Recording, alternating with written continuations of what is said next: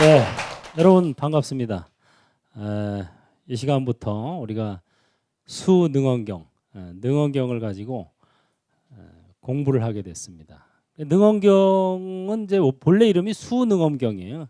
왜냐하면은 이제 수랑가마라는 그 범어를 한문으로 음사한 거예요. 그러니까 정확히 말하면 수랑가마경이죠.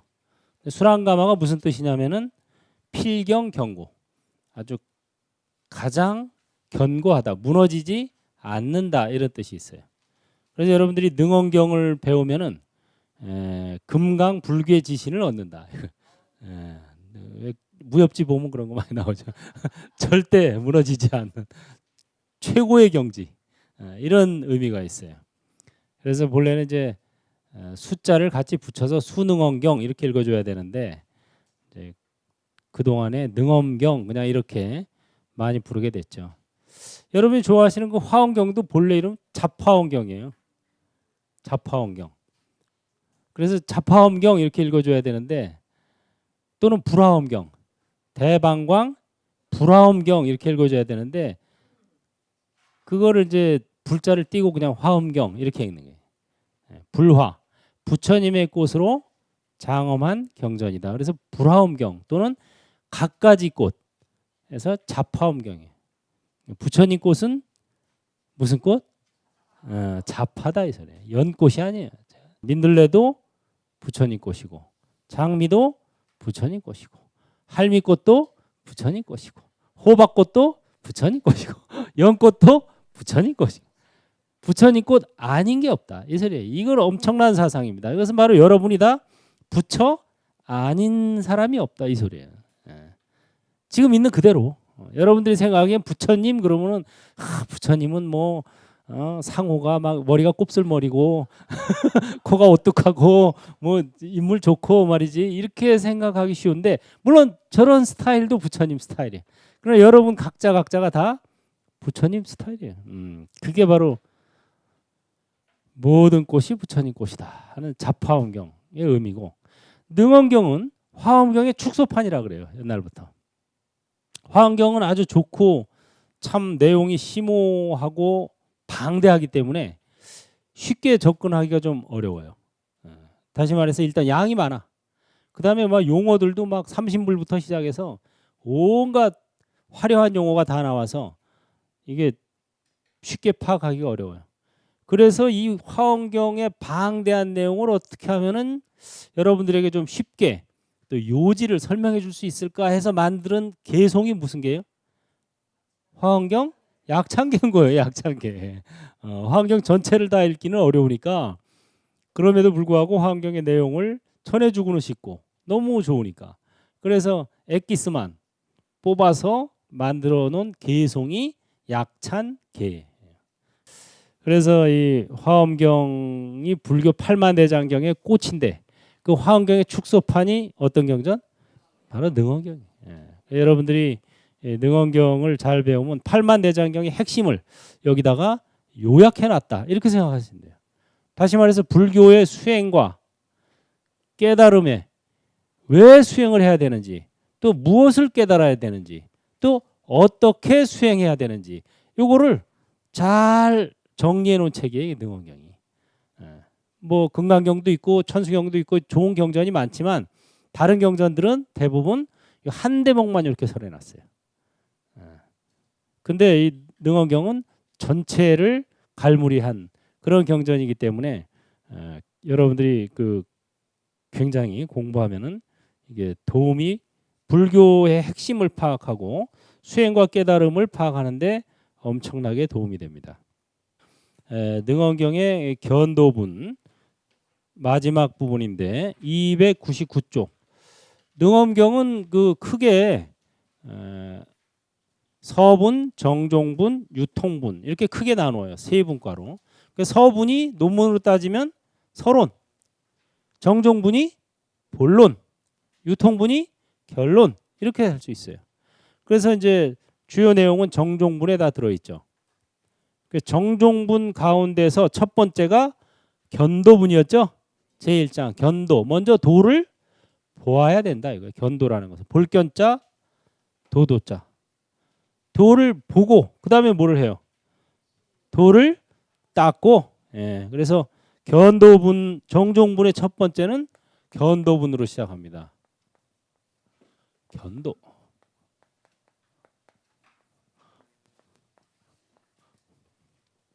두 번째는 수도.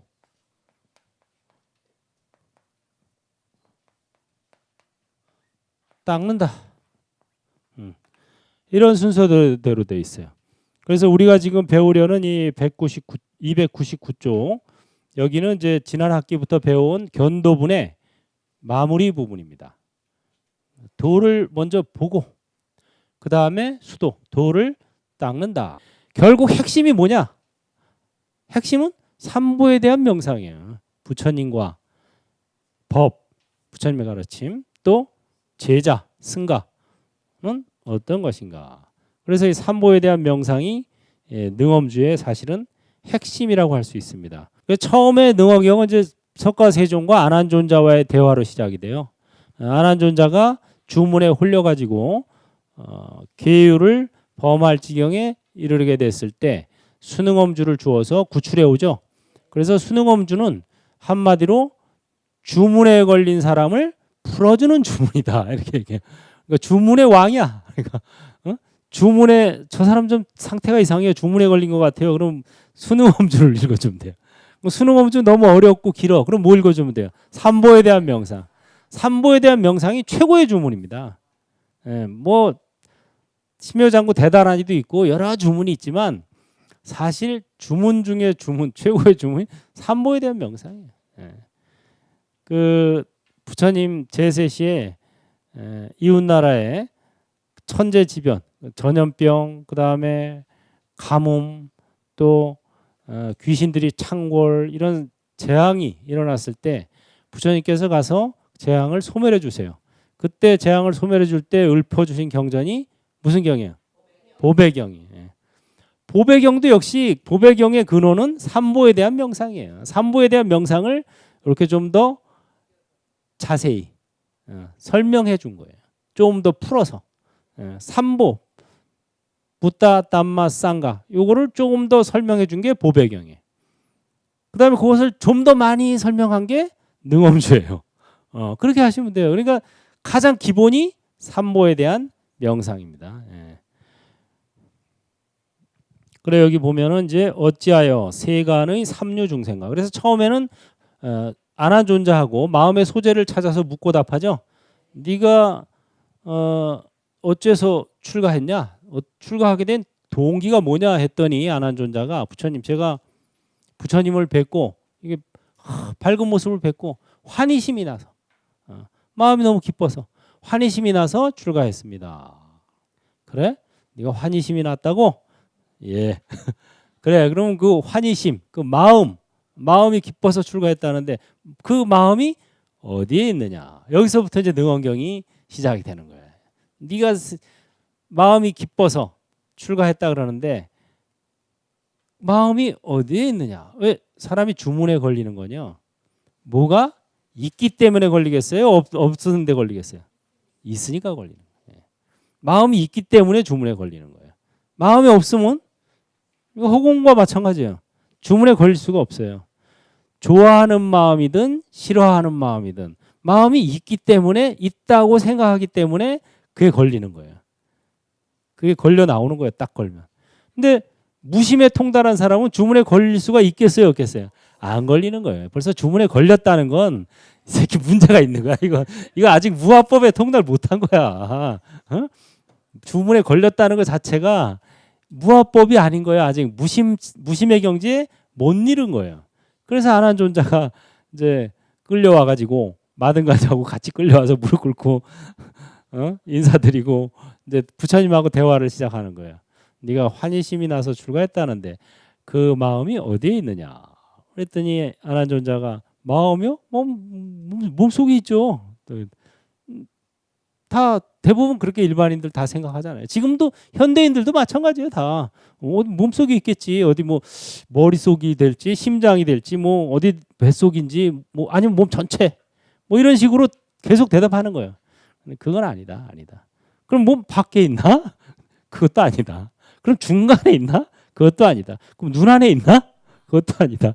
그럼 장 속에 있나? 그것도 아니다. 이렇게 해서 7곳에서 마음을 묻고 답합니다. 그래서 전부 아니다, 아니다, 아니다, 아니다. 사실은 처음에 말한 마음이 어디에 있느냐는 질문이 그게 사실은 유도 답변이에요. 유도하는 질문이에요. 마음이 어디에 있느냐? 마음이 어디에 있느냐를 알아야 마음을 다스릴 수가 있는데 마음이 어디에 있지? 한번 생각해도 이것도 아니고 저것도 아니에요. 결국 나중에 알아보니까 뭐예요? 멱심료 불가득입니다. 안한존자는 이 다문만 듣는 공부만 많이 해가지고 아직 마음법에 통달을 못해서 계속 여기저기 답을 했지만 유명한 그 보리달마의 제자 해가도 역시 마찬가지죠. 제가 여기저기 다니면서 공부도 많이 하고 나름대로 수행도 열심히 했지만 제 마음이 편치 않습니다. 불안합니다. 하고 달마대사에게 가르침을 구했어요. 제가 마음이 불안합니다. 별거 다 해도 이 마음이 편치 않습니다. 불안합니다. 제 마음을 편케 해 주십시오. 그때 보리달마가 뭐라 그래요? 그래? 그 불안한 마음을 한번 내놔봐라. 이 똑같은 거예요. 결국은 지금 부처님과 안한존자의 문답과 보리달마와 이조해가 스님의 문답과 똑같은 거예요. 맥락은. 그래? 너 불안해? 그래, 불안한 마음을 한번 내놔봐. 그랬더니 해가는 이 선사의 기질이 있어가지고 그러니까 선은 단순 명쾌하게 답이 나오는 거야. 뭐 안한처럼 뭐 여기 있습니다, 저기 있습니다, 뭐 어쩌고 저쩌고 뭐 쟁일 떠드는 게 아니고 한마디로 뭐라 그래요? 멱심료 불가득입니다. 멱심료 마음을 찾아봤지만 불가득 얻을 수가 없습니다.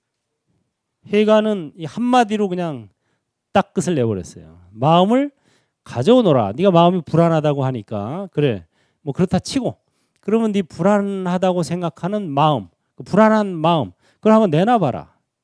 장심내하라. 가져와라. 그랬더니 한참 이제 뭐 생각하다가 결국 아무리 찾아도 이게 멱자는 찾을 멱자예요.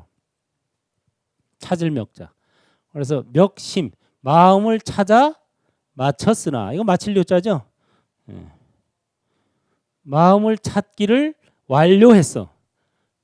끝까지 찾아보았지만 이런 소리예요. 가히 얻을 수가 없습니다. 불가득 얻을 수가 없습니다. 아니 불자. 마음을 찾아봤지만 얻을 수가 없습니다. 그래? 그럼 내가 이제 네 마음을 편안하게 해줬네. 이렇게 된 거예요.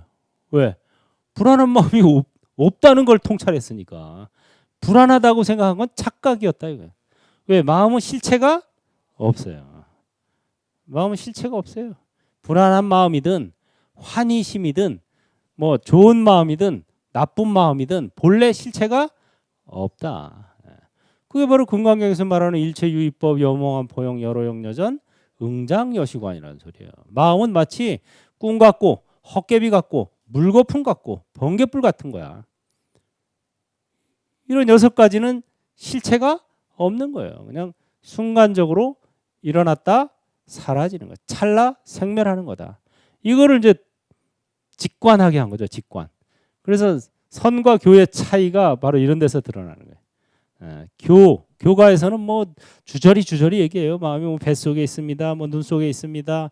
뭐 머릿속에 있습니다. 앞에 있습니다. 뒤에 있습니다. 중간에 있습니다. 이렇게 찾아 나가는 게 교가의 방식이고 선가에서는 그거 뭐 어쩌고 저쩌고 이런 말 안 해. 한마디로 그냥 멱심료 불가득이니다. 마음을 찾아보았지만 가히 얻을 수가 없습니다. 그래? 그럼 내가 네 마음 편안하게 해줬네. 감사합니다. 끝나는 거야. 거기서. 그런데 또 이제 그런 경지나 그런 정도의 그 직관이 되는 사람들은 또 그게 좋겠지만 또 일반인들은 또 그렇지가 않죠. 일반인들은 안한 같지. 안한도 대단한 거지. 안한도 못 쫓아가지. 그러니까 이제 주저리 설명하는 거예요. 지금부터 또 갑니다. 그래서 어찌하여 세간의 삼류 중생과 출세간의 성문 영각들이 각자 아는 마음으로 열애위 없는 깨달음을 추측해 헤아려서 세간의 언어로서 부처님의 직견, 불직견에 들어가고자 하는가. 이게 아주 세 줄밖에 안 되지만 이거 설명하려면 1박 2일 걸려도 다 설명이 안 돼요. 예.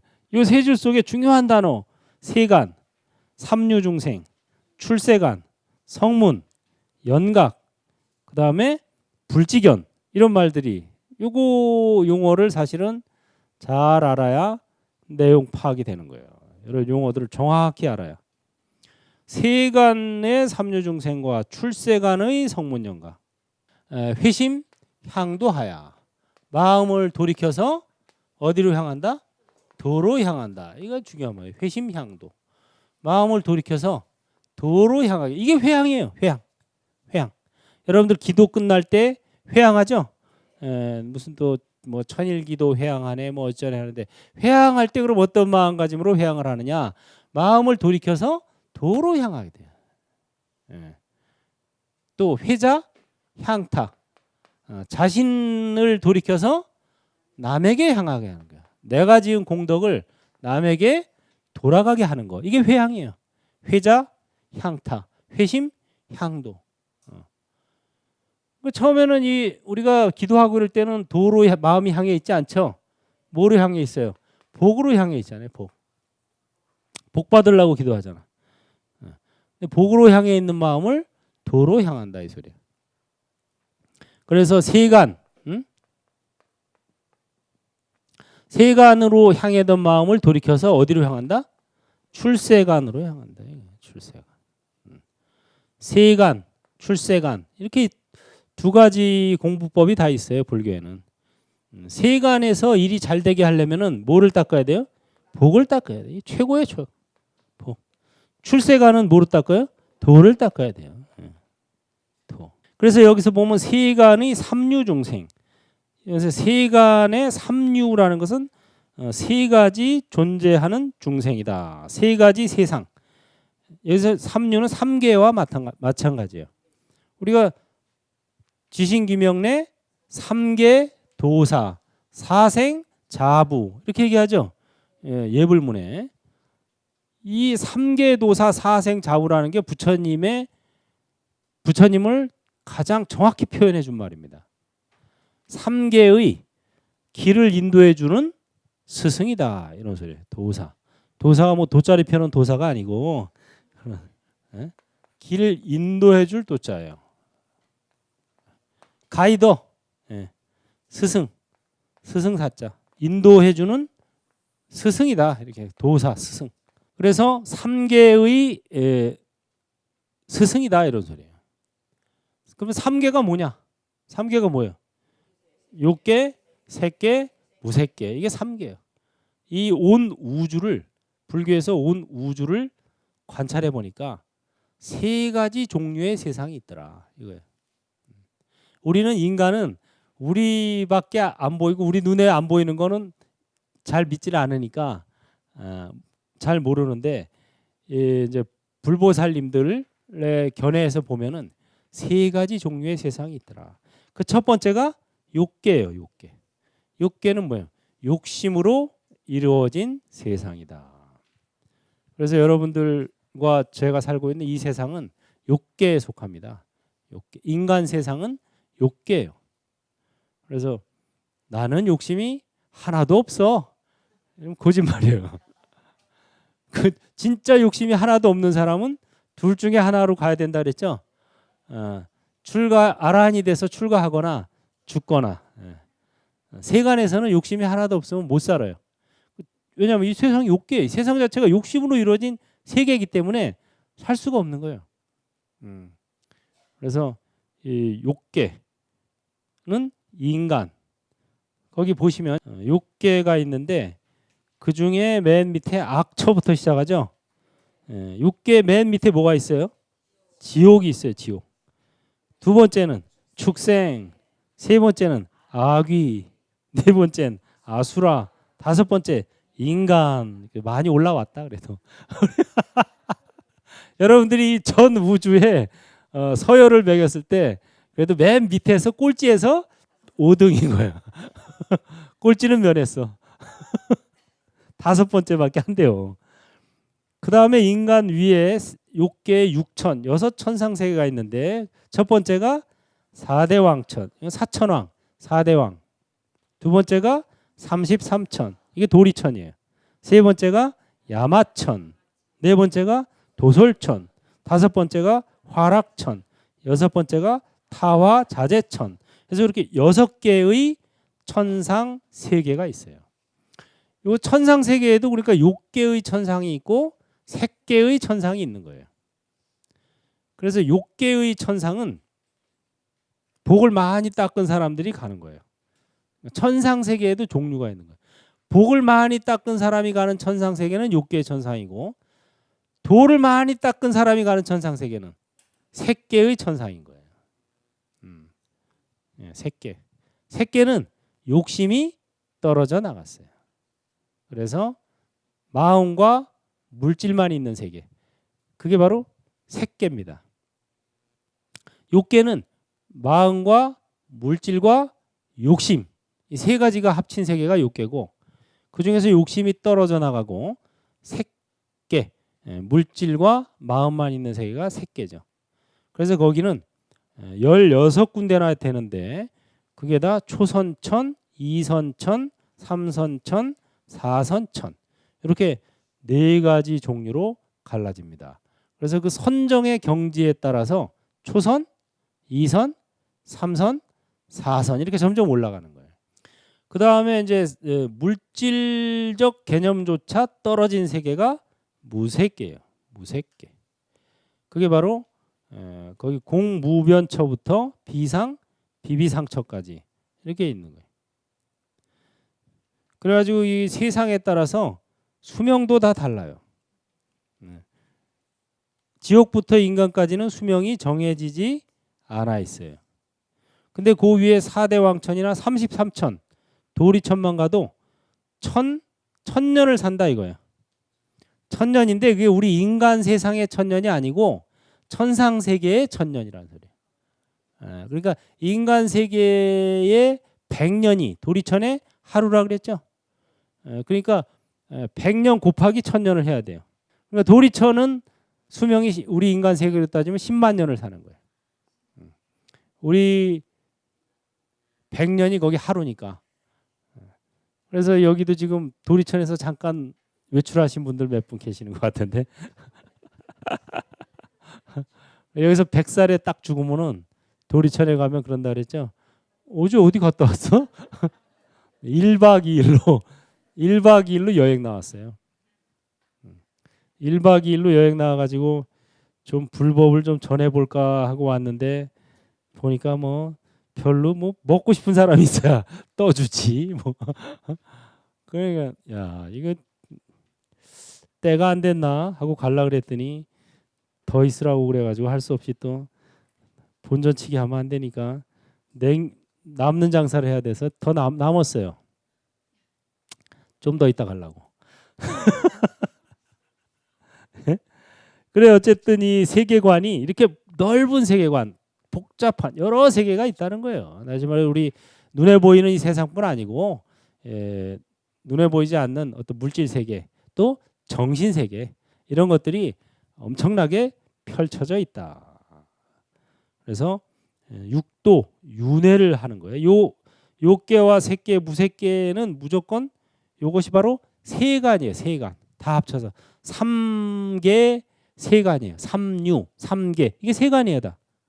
근데 이 세간을 벗어난 게 바로 출세간이에요. 세간을 벗어났다 해서 출자는 벗어날 출자예요. 세간에 있는 한 윤회하는 거예요. 여러분들 죽어서 천상세계에 태어나도 도리천에 갔다 해도 10만 년 있으면 다시 또 어디는가 떨어지는 거예요. 그렇기 때문에 이것은 해탈한 상태가 아니다. 그래서 불가에서는 신의 존재를 인정합니다. 그러나 그 신들도 역시 인간에 비하면 어마어마한 수명과 엄청난 능력을 가지고 있지만 그럼에도 불구하고 신들도 역시 윤회계에서 아직 벗어나지 못했다 이렇게 보는 거예요. 그래서 부처님은 상단에 모시고 신은 중단에 모시는 거예요. 그래서 신중단, 부처님, 신, 그 다음에 영가들은 하단에 모시고 상, 중, 하입니다. 그래서 이 세간의 삼류중생과 삼류중생은요 세간에 사는 모든 육계, 색계, 무색계의 생명들을 삼류중생이라고 하는 거예요. 삼계의 중생을 인도해주는 스승이다. 그래서 삼계 도사. 또 출세간의 성문 영각들이. 그럼 성문하고 영각은 뭐냐? 성문은 말 그대로 소리 성자, 들을 문자. 성문 소리를 듣고 깨달음을 얻은 분들. 아라한, 뭐 수다원, 사다함, 아나함, 아라한 이런 분들이 성문이에요. 그래서 삼계의 중생, 세간의 삼계 중생과 출세간의 성문 영각. 성문이 바로 사리자, 목걸련 이런 분들이 성문이에요. 부처님의 개송을 듣고 깨달았다. 그래서 아라한. 그다음에 연각은 뭐냐? 연각은 빠째까 붙다. 연기법을 깨달았다. 그래서 연각이라 그래요. 또는 독각, 홀로 깨달았다. 개송을 듣지도 않고도 깨달은 사람이에요. 이 사람은 대단한 거지. 수승한 거예요. 부처님한테 개송을 듣고 깨달은 사람들을 뭐라 그런다? 성문. 개송을 듣지 않았는데도 깨달은 사람 영각이에요. 바로 연기법을 깨달아서 독각, 홀로 깨쳤어. 근데 영각은 원래 별로 없어요. 굉장히 드물어요.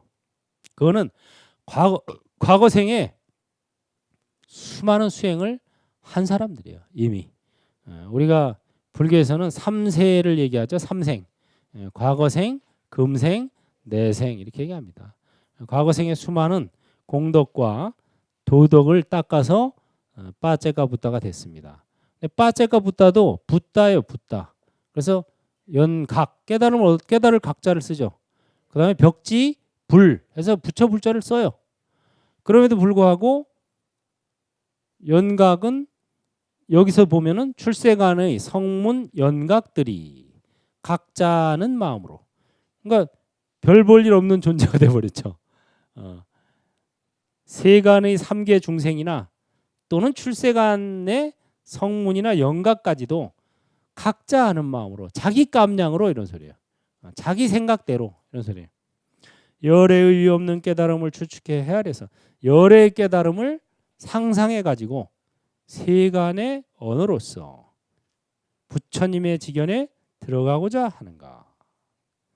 그래서 연각의 경지에 이르렀어도 부처님의 깨달음 이것은 알 수가 없다고 하는 거죠. 그래서 연각도 성문도 아라한을 얻고 벽지불이 되었지만 그러나 부처님의 깨달음과는 다르다. 가장 결정적인 차이는 제도할 중생이, 부처님은 수많은 보살행을 통해서 제도할 중생을 많이 만들어 놨어요. 연이 있는 거예요. 연이. 그런데 그렇지 않은 사람은 연이, 성문이나 연각은 아직 연이 없기 때문에, 적기 때문에 제도할 중생이 별로 없어요. 그래서 열의 위 없는 깨달음을 추측해야 해서 세간의 언어로서 부처님의 지견에 들어가고자 하는가. 그래서 보면 이제 불지견이라는 말이 나오죠. 불지견은 이제 중생지견과 대비되는 말이에요.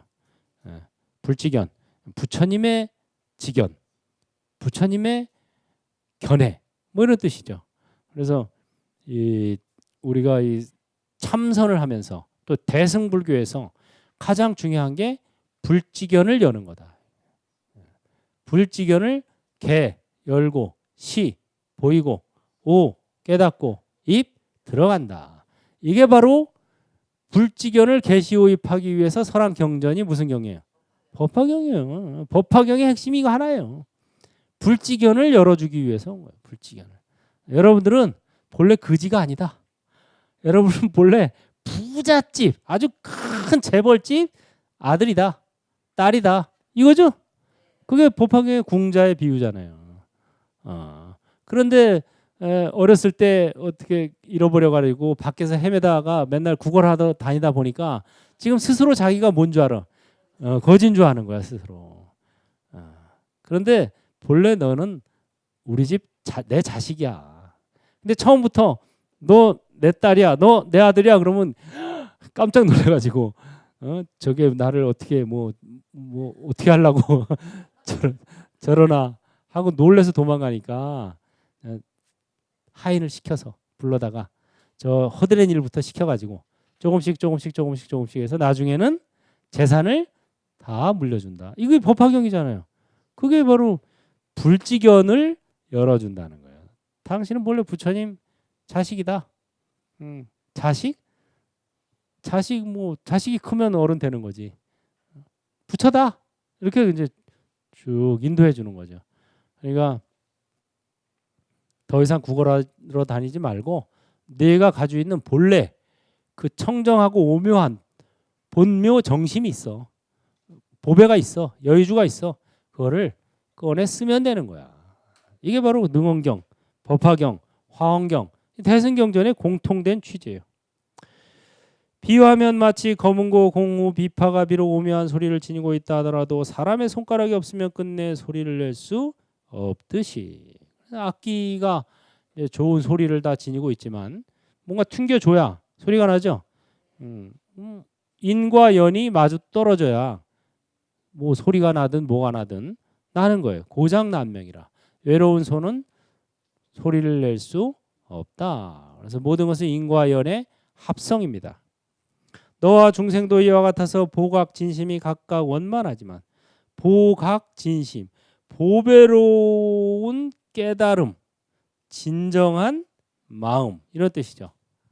보각, 아주 보배로운 깨달음, 또 진심, 진정한 마음이 이미 원만하게 갖춰져 있다 이거예요.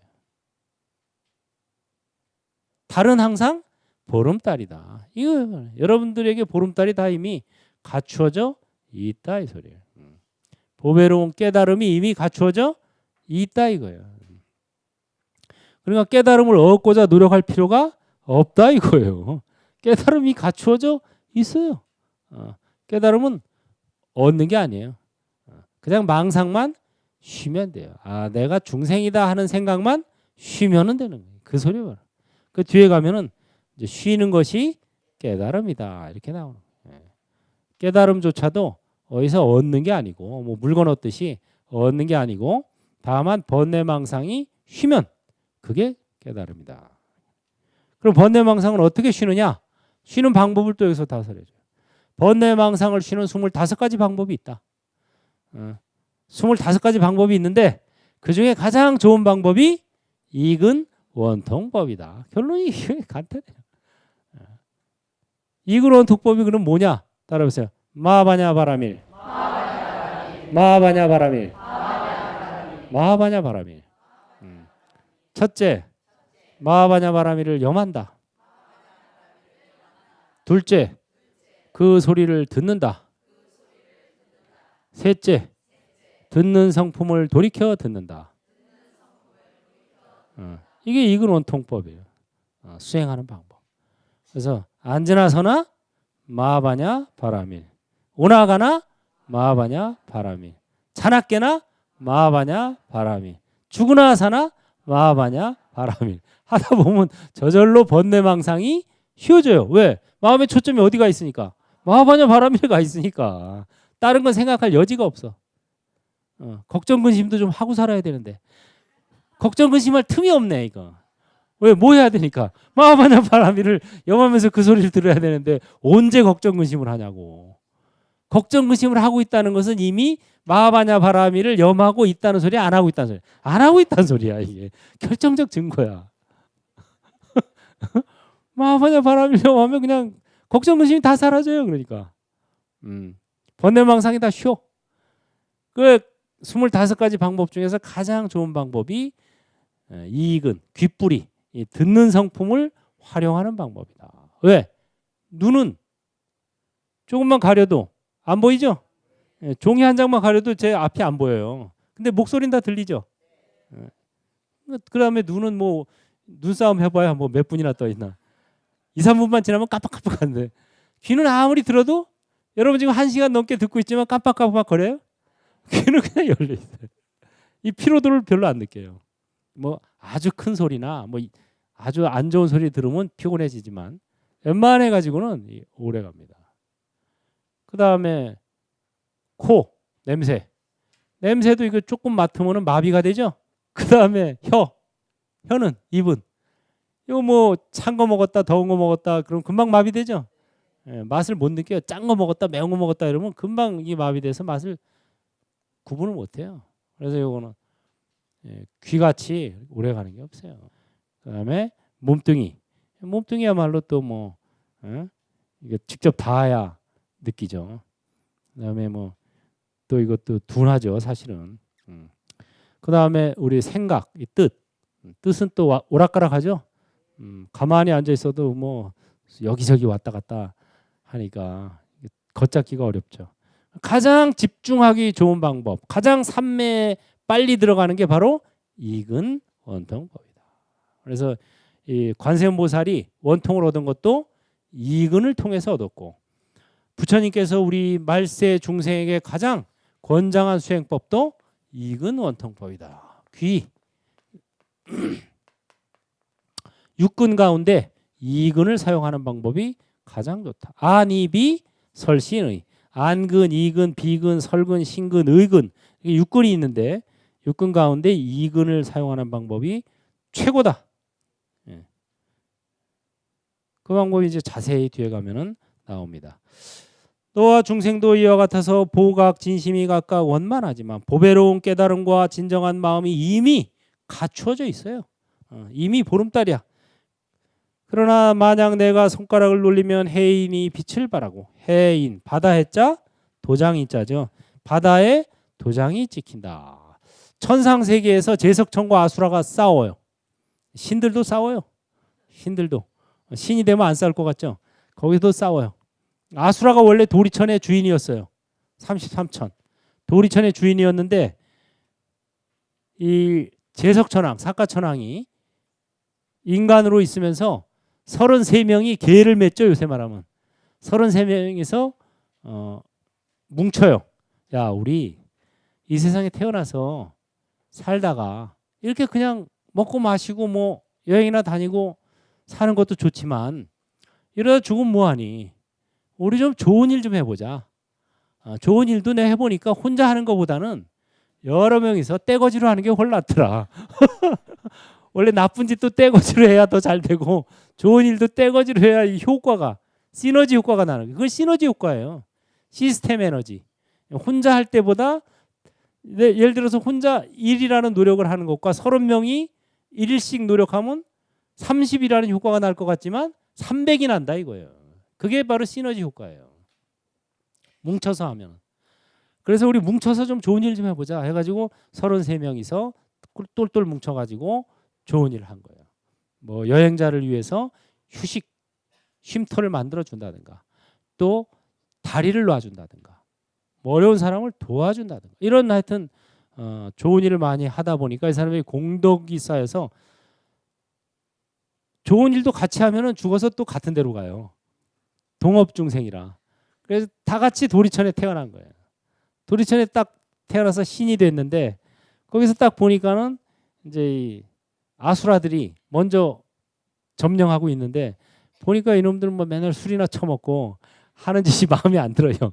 그래서 하루는 술을 잔뜩 먹여가지고 다 추방을 시켜버린 거예요. 내쫓아 버렸어요. 그러니까 아수라들은 이제 자기네 그 실지 회복을 위해서 계속 전쟁을 걸고, 도리천에서는 일단 천상의 땅을 지키기 위해서 전쟁을 하는 거예요. 그래서 천상 세계에서 도리천과 아수라가 싸우는 모습이 바다에 그대로, 바다가 평평하면은 그대로 보이죠. 거울 찍히듯이. 그게 해인이에요. 해인. 바다 해자 도장인자. 바다에 도장 찍힌 것처럼 그대로 보인다 이 소리예요. 해인산매. 그래서 해인산매라는 것은 내 마음에 풍파가 일어나지 않을 때 세상이 있는 그대로 찍힌다. 그래서 그걸 해인산매라고 합니다. 여기서 해인사라는 이름도 나왔죠. 해인사도 우리나라 화엄 10차례 하나죠. 신라 때 화엄 10차를 만들었어요. 해인사, 화엄사, 부석사 뭐 이런데. 그 화엄 14는 화엄경을 근본 가르침으로 받드는 절이다 이 소리예요. 그래서 우리나라에 지금 한국에 화엄이 살아야 한국 불교가 산다. 저는 이렇게 생각을 해요. 신라, 고려, 뭐 통일신라 이 불교가 찬란한 꽃을 피웠을 때 화엄 사상이 주류였습니다. 그래서 이 화엄 사상이 살아야 한국 불교가 산다. 왜? 화엄 사상은 굉장히 역동적이에요. 적극적이고 또 현실적이에요. 현세 긍정입니다. 금강경은 현세 부정적인 느낌이 나요. 어딘가 모르게. 모든 것은 꿈과 같고 깨비 같고 그러니까 푹 쉬어야 된다. 이런 느낌이 많이 들잖아요. 그래서 금강경은 색즉시공을 설한, 화엄경은 공즉시색을 설했어요.